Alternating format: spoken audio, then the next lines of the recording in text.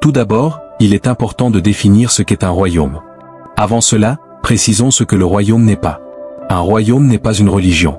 En effet, la Bible est souvent réduite à une religion, mais un royaume ne se limite pas à une question religieuse. Ensuite, un royaume n'est pas une démocratie. Dans le monde occidental, lorsque l'on lit la Bible, il est important de comprendre que l'on ne doit pas imposer une vision démocratique sur elle. La Bible ne se fonde pas sur des principes démocratiques. De plus, un royaume n'est pas une république, ce qui signifie qu'il n'y a pas de président. Ces distinctions sont cruciales pour comprendre le royaume de Dieu, sujet qui est souvent mal expliqué. Peu de personnes expliquent véritablement ce concept, à l'exception, peut-être, du pasteur Myles Munroe. Ce dernier a écrit de nombreux ouvrages sur le royaume de Dieu. Parmi ses livres, l'un d'eux s'intitule Redécouvrir le royaume de Dieu. Pasteur Myles, avant de commencer, permettez-moi de vous poser une question.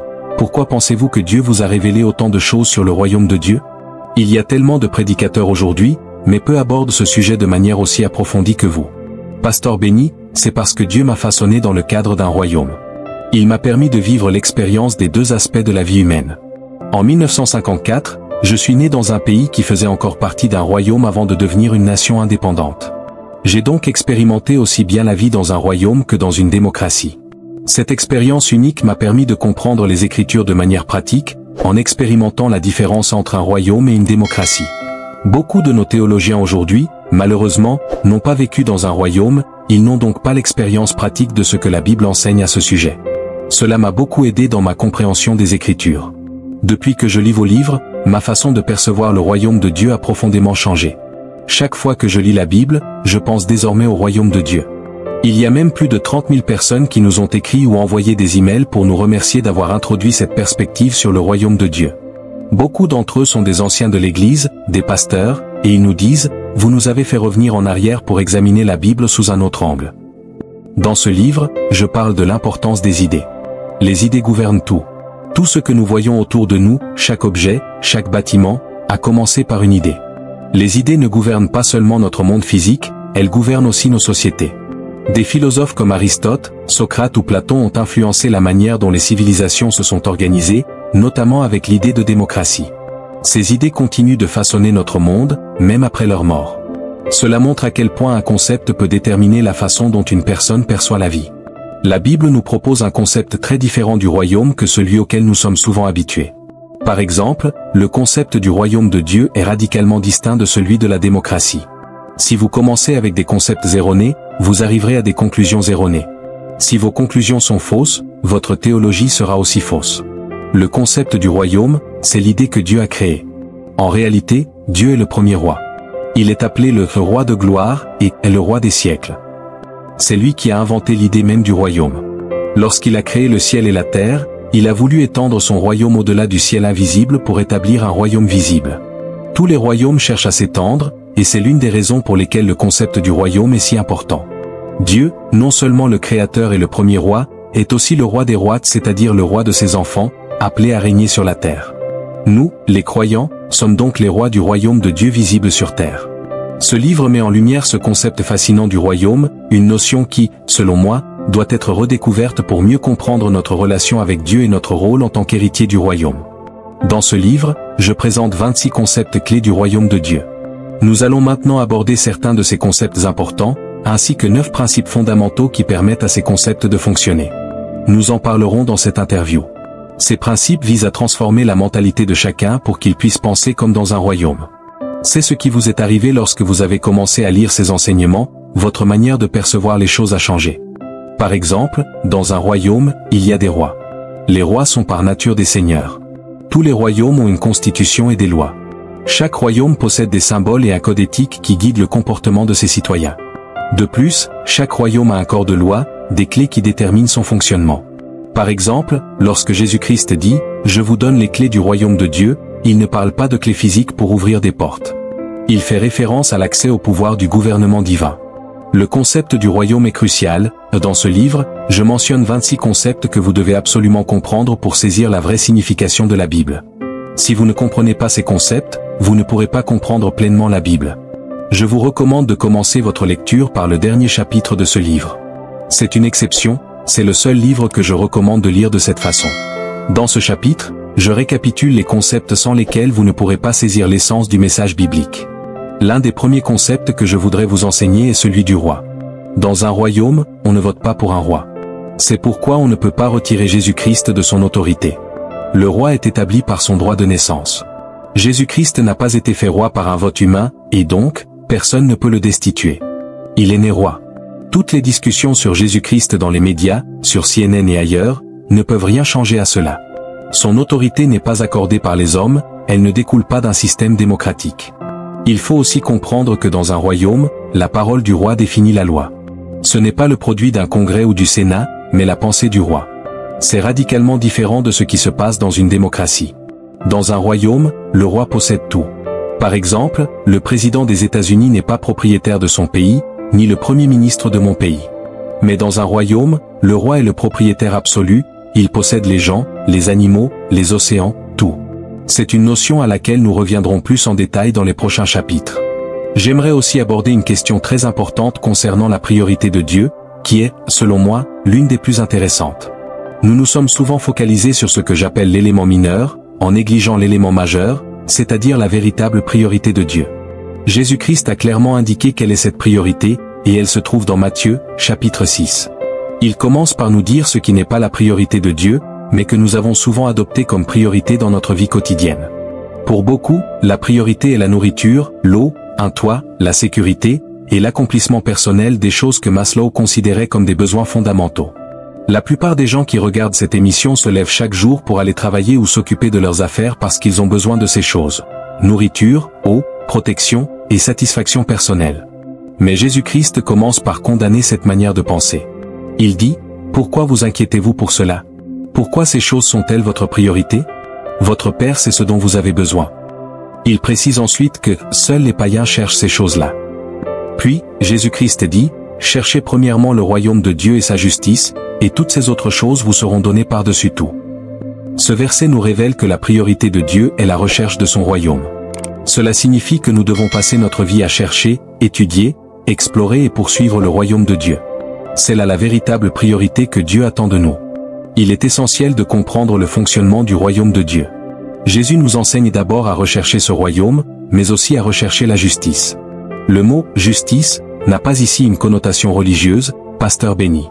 En fait, il se réfère plutôt au fonctionnement d'un tribunal ou à la conformité aux lois d'un gouvernement. Être juste signifie être aligné avec l'autorité d'un gouvernement. Par exemple, lorsque vous conduisez et que vous vous arrêtez à un feu rouge, vous êtes juste parce que vous vous conformez aux lois du gouvernement. En revanche, si vous franchissez ce feu rouge, vous agissez de manière injuste car vous allez à l'encontre des règles établies. Jésus nous dit donc, cherchez d'abord le royaume de Dieu et sa justice, ce qui signifie que nous devons nous aligner avec les lois et le gouvernement du royaume de Dieu. Cela implique de respecter et d'obéir à ses principes, car lorsque nous faisons cela, toutes les autres choses dont nous avons besoin nous seront ajoutées. C'est là le message le plus puissant que Jésus ait prêché.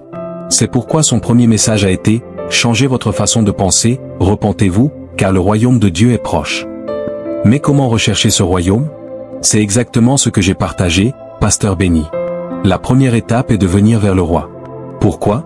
Parce que la source du royaume est une personne, et non une organisation.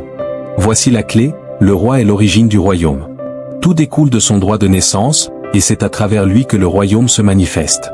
Jésus nous dit, « Venez à moi », car lorsqu'on vient vers lui, on commence à comprendre le royaume de Dieu. Un jour, il dit à ses disciples que le royaume est avec eux, mais qu'il serait bientôt en eux. Par la suite, lors de la Pentecôte, Jésus a insufflé son esprit à ses disciples, leur transmettant ainsi le royaume de Dieu. Maintenant, pasteur, j'aimerais que vous nous expliquiez ce qu'est véritablement un royaume, pour ceux qui ne comprennent pas bien ce concept. Comment définiriez-vous un royaume? Tout d'abord, il faut savoir ce qu'un royaume n'est pas. Un royaume n'est pas une démocratie, ce n'est pas une religion, et ce n'est pas une république. Un royaume, c'est l'influence gouvernante d'un roi sur son territoire. Cette influence se manifeste à travers la volonté du roi, ses objectifs et ses intentions, et elle produit une citoyenneté qui reflète la culture du roi et manifeste sa nature. Reprenons cela plus lentement, car c'est une notion fondamentale. Un royaume n'est pas une religion, même si on a souvent réduit la Bible à une religion. Un royaume, ce n'est pas non plus une démocratie. Par exemple, si vous êtes né dans le monde occidental, vous risquez d'imposer vos idées démocratiques à la Bible, mais la Bible ne se base pas sur des principes démocratiques. De plus, un royaume n'a pas de président élu. Il n'y a pas de vote pour installer un roi, celui-ci est né roi et exerce son autorité de droit. Le royaume, c'est l'autorité d'un roi qui gouverne sur son territoire. La volonté du roi devient la loi dans le royaume. C'est pourquoi Jésus-Christ nous enseigne à prier, que ta volonté soit faite. La volonté du roi devient la loi dans son royaume, et c'est cela qui se manifeste. Ce n'est pas une législation issue d'un congrès ou d'un groupe de personnes, c'est la pensée du roi qui définit le royaume. Cette autorité produit une citoyenneté de personnes qui reflète la culture du roi et manifeste sa nature. Ce concept est très profond, Pasteur Miles. Lorsque vous parlez de Dieu Tout-Puissant, voulez-vous dire que Dieu souhaite que nous manifestions sa nature? Le mot « nature » en hébreu est kabo, qui signifie « gloire ». Je ne connaissais pas cette nuance avant, Pasteur Miles. Regardez cet exemple, une petite fleur. Si vous en observez le bourgeon, vous verrez quelle en est la potentialité. Lorsque cette fleur éclose, elle manifeste pleinement sa gloire. La gloire d'un objet ou d'une personne signifie l'expression parfaite de ce qu'elle est dans sa forme la plus complète et la plus aboutie. Le terme kabo en hébreu décrit cette idée de poids ou de pleine expression de quelque chose. Dieu veut remplir la terre de sa gloire, c'est-à-dire qu'il veut que sa nature soit pleinement manifestée à travers nous. Nous, les citoyens de son royaume, devons refléter cette nature et la culture de notre roi. C'est ainsi que nous devons vivre en tant qu'ambassadeurs de son royaume, sur terre. La gloire de Dieu était présente en Adam dès sa création. L'image d'Adam, c'est la nature de Dieu, mais cette gloire a été perdue à cause de la rébellion de l'homme. C'est pour cette raison que la terre attend, avec un désir ardent, la manifestation des fils de Dieu. Les plantes savaient à quoi ressemblait Adam, les animaux savaient à quoi il ressemblait. Ils pleuraient parce qu'ils voyaient la gloire de Dieu disparue. La nature divine d'Adam a été couverte par le péché, et la gloire de Dieu a été voilée. C'est pourquoi Jésus a déclaré être venu pour révéler la gloire de Dieu. Il a dit, que la terre soit remplie de la gloire de Dieu. Cette gloire, c'est la nature de Dieu, et nous devons la manifester dans notre vie quotidienne. Les gens doivent nous voir, en nous observant, voir à quoi ressemble le ciel, simplement à travers notre mode de vie, notre attitude et notre culture. Pasteur, vous avez évoqué la culture. Le roi veut manifester sa culture, et c'est exactement ce dont il s'agit. La religion produit un système, mais un royaume produit une culture. La religion impose un ensemble de règles que les gens tentent de suivre, mais un royaume génère une culture. Cela signifie que vivre selon cette culture devient un style de vie naturel. C'est pour cela que Dieu déteste les lois inscrites sur des tablettes. Il ne veut pas que nous suivions une simple liste de règles. Il désire écrire ces lois dans notre cœur et dans notre esprit, pour que vivre selon ces principes devienne un acte naturel. Dans un royaume, nous devons nous aimer les uns les autres, non pas parce qu'on nous l'a ordonné, mais parce que c'est notre culture. Nous devons pardonner nos ennemis, non pas par culpabilité, mais parce que c'est la culture de notre royaume. Dans notre royaume, il est naturel d'aimer nos ennemis. C'est ainsi que nous vivons. Donner est également une culture chez nous. Si nous devons forcer les gens à donner dans une église, cela indique qu'ils sont encore sous l'influence de la religion. Mais dans la culture du ciel, lorsqu'on fait partie du royaume de Dieu, c'est naturel de donner. Nous agissons en tant qu'ambassadeurs du royaume, diffusant la parole de Dieu partout où nous allons. C'est ainsi que le royaume de Dieu s'étend à travers notre influence. C'est aussi la raison pour laquelle beaucoup de chrétiens dans les églises locales sont déprimés. Pourquoi? Parce qu'ils suivent un système religieux, une loi. La religion est une chaîne, un lien. Saviez-vous que la première opposition de Jésus sur terre n'était pas contre les pécheurs, mais contre les religieux? Jésus n'a jamais réprimandé aussi durement les pécheurs que les personnes religieuses. Il a dit, dans Matthieu 23, aux pharisiens, « Vous fermez le royaume de Dieu au visage des gens. Vous n'entrez pas, et vous empêchez ceux qui veulent entrer d'y entrer. » Il s'adressait aux religieux. Il a encore ajouté, « Vous empêchez les gens d'entrer dans le royaume de Dieu. Vous ne voulez pas entrer vous-même, mais vous faites tout pour empêcher ceux qui veulent y entrer. » La religion est la première opposition au royaume de Dieu. C'est la première menace contre le royaume, car elle tente de remplacer le royaume de Dieu par un système humain. La religion ne vient pas de Dieu.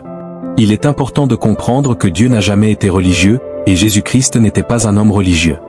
C'est toi, en tant qu'individu, qui dois comprendre cela, la religion provient du diable. Tout ce qui t'empêche d'entrer dans le royaume de Dieu s'oppose à Jésus-Christ. Jésus n'a jamais été membre d'un groupe religieux. Même lorsqu'il a été arrêté et amené devant le Sanhédrin, il n'a pas répondu à leurs questions, car c'était un procès religieux, un interrogatoire qui ne concernait pas un royaume.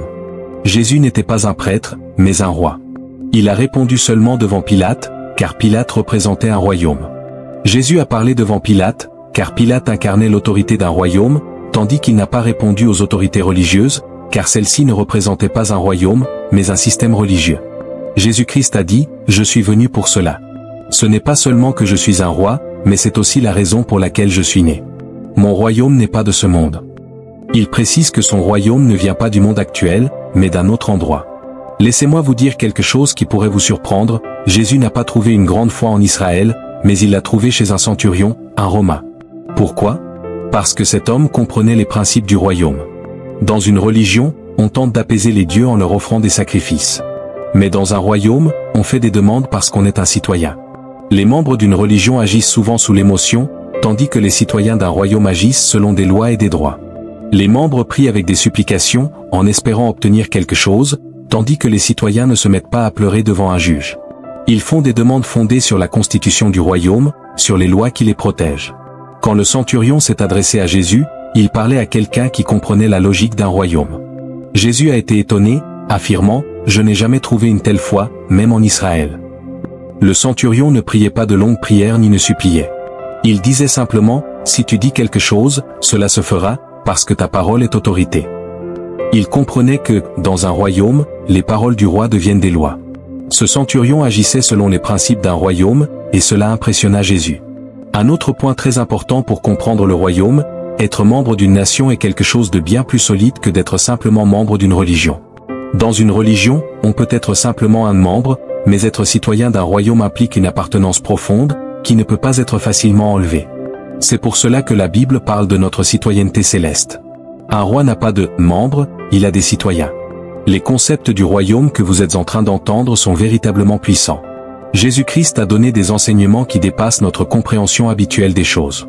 Lorsque vous comprenez ces principes, vous réalisez que le royaume de Dieu n'est pas une religion parmi d'autres, mais un véritable système de gouvernement. Vous commencez à comprendre que, dans ce royaume, la citoyenneté est bien plus qu'une appartenance superficielle.